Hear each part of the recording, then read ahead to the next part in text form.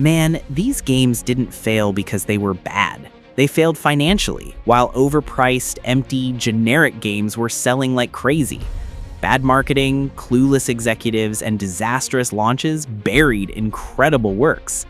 Today, I'm going to show you games that lost money, but absolutely embarrass a lot of what's released today at full price. The Order 1886. Let's kick things off with a game that was absolutely crucified when it launched, The Order 1886.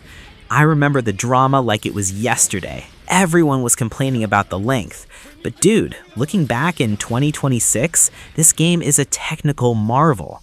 The transition between cutscenes and gameplay is so seamless, it still puts most PS5 titles to shame. You're Galahad, an elite knight in a steampunk London fighting werewolves, and the atmosphere is just heavy. It's thick with fog, grit, and some of the coolest weapon designs I've ever seen. That thermite rifle? Absolute fire. The real tragedy here is that we never got a sequel.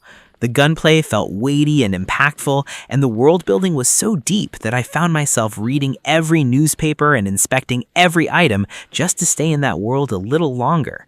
People called it a tech demo, but I call it a focused cinematic masterpiece. It didn't have a 100-hour map filled with boring fetch quests, it had a vision. If you want to see what cinematic truly means without all the modern bloat, you need to pick this up for a few bucks. It's a short ride, but man, it's a gorgeous one.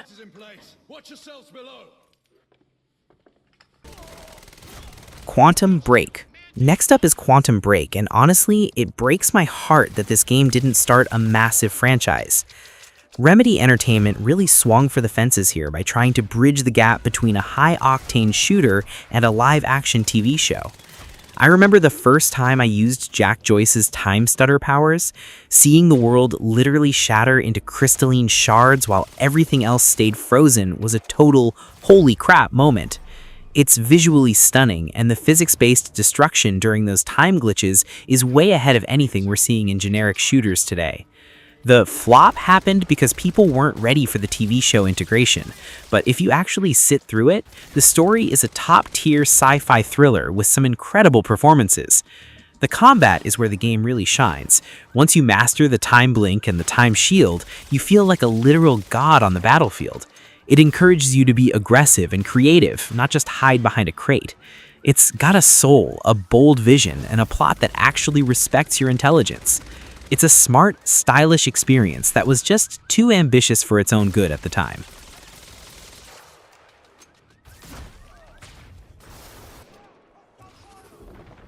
Titanfall 2. I will say it until I'm blue in the face. Titanfall 2 is the most disrespected masterpiece in gaming history. EA literally sent this game out to die by launching it right between Battlefield and Call of Duty. Talk about a suicide mission. But man, the second you start wall running and sliding, you realize that every other FPS feels like it's stuck in the mud. The movement is pure gameplay crack. And then there's BT7274. I didn't expect to get emotional over a giant robot, but his dry, literal humor and the bond you build with him is the heart of the game. The level design is just one mic drop moment after another. That mission, Effect and Cause, where you're switching between two different timelines in real time, I've never seen anything like it since. It's a masterclass in pacing. No filler, just pure creative genius from start to finish. The multiplayer was also light years ahead of its time, but even if you just play it for the 6-hour campaign, it's worth 10 times what you'll pay for it now. It's a perfect game that was buried by corporate incompetence, and it puts modern, recycled shooters to shame.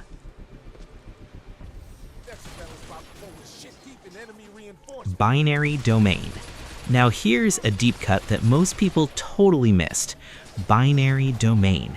This came from the team behind Yakuza, and it's basically Terminator meets iRobot, with some of the best squad mechanics I've ever played. The consequence system was way ahead of its time. How you talked to your teammates and how you performed in battle actually changed how much they trusted you, which affected the story. I remember shouting voice commands into my mic, which was a bit janky, I'll admit, but when it worked, it felt like I was actually leading a squad of soldiers through a futuristic Tokyo. The real star, though, is the procedural damage on the robots. You don't just shoot until the health bar is empty. You blast off their armor, rip their legs off, and watch them crawl toward you, or shoot their heads off to make them attack their own friends. It's incredibly satisfying and tactical. The story also gets surprisingly deep, asking some really heavy questions about what it means to be human. It's a gritty, creative, and polished third-person shooter that deserved to be a massive hit. If you love a good sci-fi story with some unique gameplay hooks, you've gotta find a copy of this.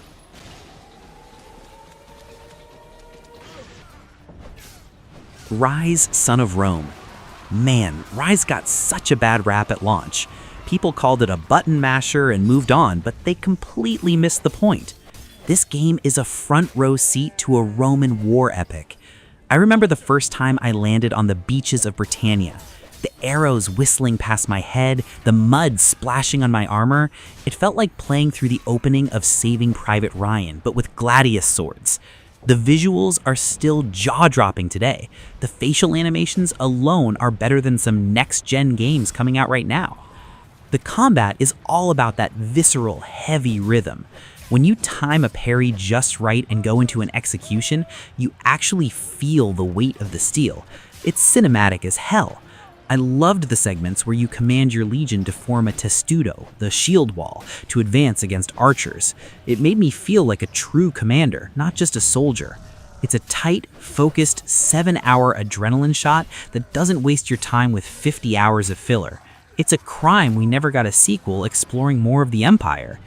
If you want a game that makes you feel like a total badass in sandals, this is your pick.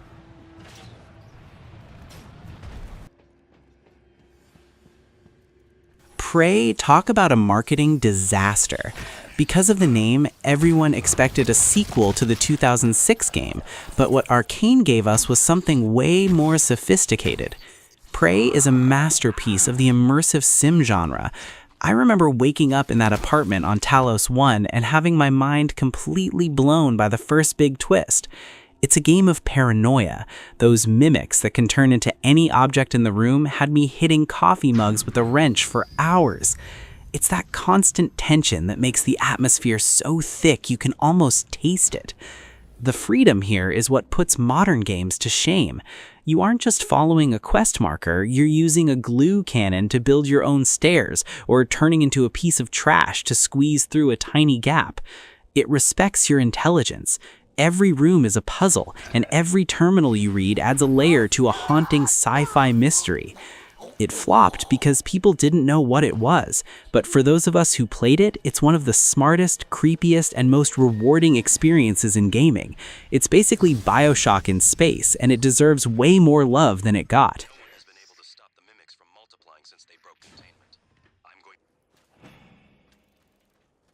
Mad Max. I will never understand how Mad Max didn't become a massive hit. It launched on the exact same day as Metal Gear Solid 5, which was basically a death sentence.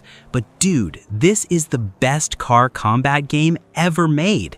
Building your magnum opus from a scrap heap into a spiked, flame-throwing beast of the wasteland is so satisfying.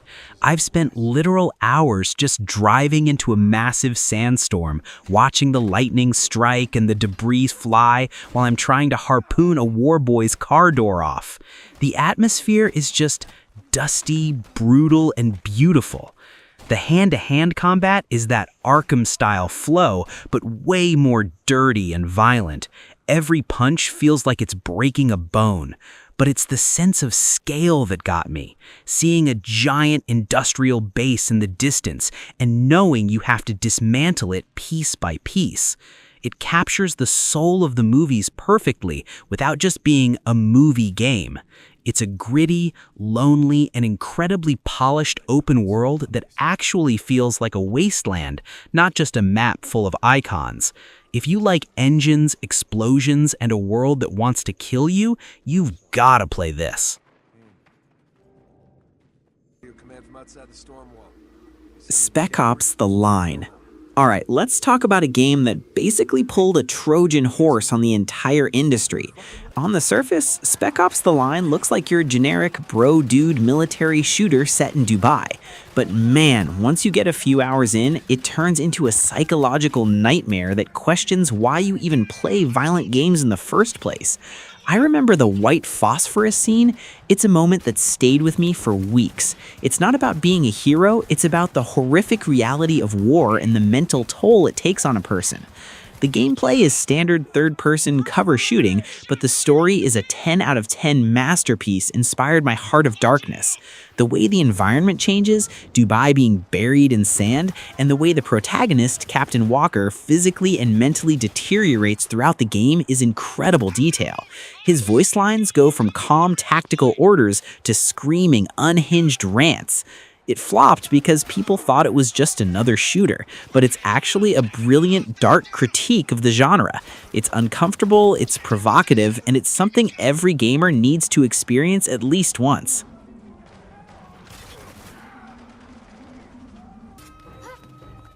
Man, I am still obsessed with the art style of this game. Back in 2008, everyone was obsessed with gritty and brown graphics, but Prince of Persia went for this gorgeous, painterly, cel-shaded look that honestly still looks better than most modern titles today. It's like playing through a living watercolor painting. I remember the flow of the parkour. It was so rhythmic and meditative. People complained that you couldn't die because Alika would always save you, but I actually loved that. It kept the momentum going and felt more like a graceful dance through these ancient, corrupted lands.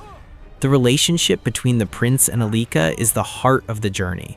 The banter between them feels natural, and watching the world heal as you cleanse the corruption is incredibly satisfying.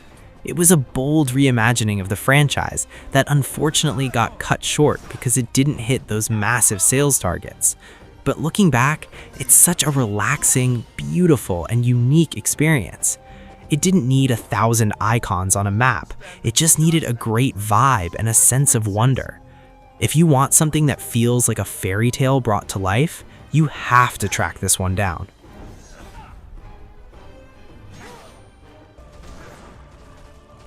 Castlevania Lords of Shadow. Okay, I'm gonna be controversial. I actually think Lords of Shadow is one of the best 3D action games ever made. It's basically God of War, but with a gothic, tragic soul. You play as Gabriel Belmont, voiced by Robert Carlyle, and the story is this epic, heart-wrenching descent into darkness. The scale of the bosses is just insane. I still remember fighting these massive titans that made me feel like an ant. The environment design, from the snowy forests to the crumbling castles, is some of the most atmospheric work Mercury Steam has ever done. What I really loved was the combat system. Switching between light magic to heal and shadow magic to deal damage added a tactical layer that a lot of hack and slash games miss. It wasn't just button mashing, it was about managing your resources while dodging a giant werewolf. The ending? Man, I won't spoil it, but it's one of the biggest holy crap moments in gaming history. It flopped because hardcore Metroidvania fans didn't like the 3D shift, but as a cinematic action-adventure, it's a masterpiece that puts many modern linear games to shame. It's dark, it's poetic, and it's absolutely epic.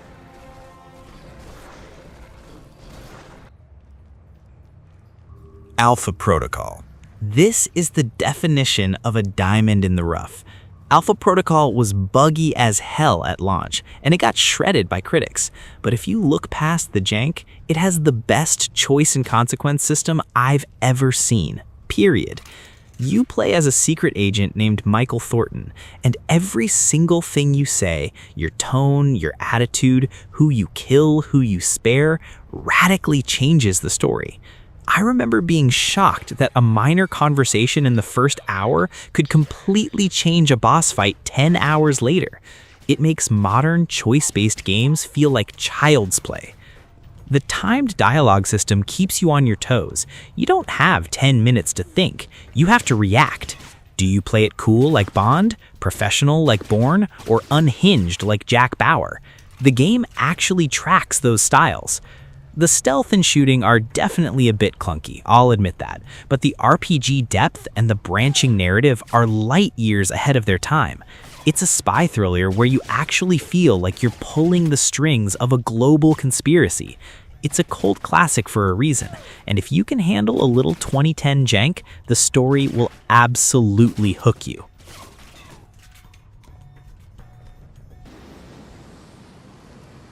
Enslaved: Odyssey to the West. Finally, we have Enslaved. This game was written by Alex Garland, the guy who did Ex Machina, and starred Andy Serkis, so you know the acting and the story are top tier. It's a post-apocalyptic world, but instead of being gray and depressing, it's lush, green, and beautiful because nature has reclaimed the cities. The chemistry between Monkey and Trip is some of the best character writing I've ever experienced. You start as a prisoner and end up in this deeply emotional partnership that feels totally earned. The platforming is fun and cinematic, and the combat has this heavy feel that makes every swing of Monkey's staff feel powerful. But the real reason this game is better than most modern stuff is the heart. It's a focused, emotional journey that doesn't waste your time with open-world bloat. It tells a human story in a mechanical world, and the ending is something I still think about years later. It flopped because of bad marketing and being a new IP, but it's a beautiful, polished adventure that every gamer should play at least once. It's a hidden gem in the truest sense of the word.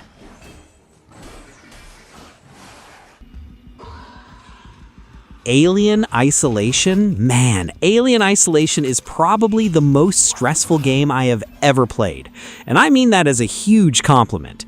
It flopped because people expected another generic shooter like Colonial Marines. But what Creative Assembly gave us was a terrifying game of hide and seek with the smartest AI in history.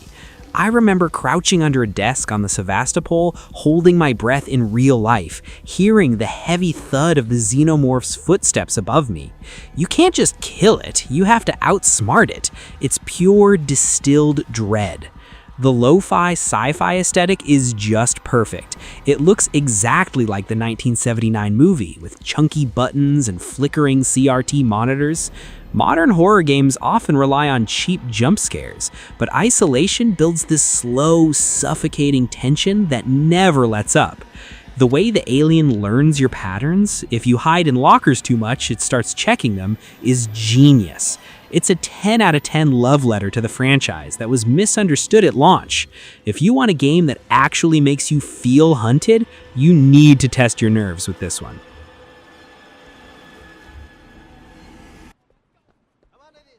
Sleeping Dogs. I've said it before and I'll say it again. It is a literal crime that Sleeping Dogs didn't sell enough to get a sequel.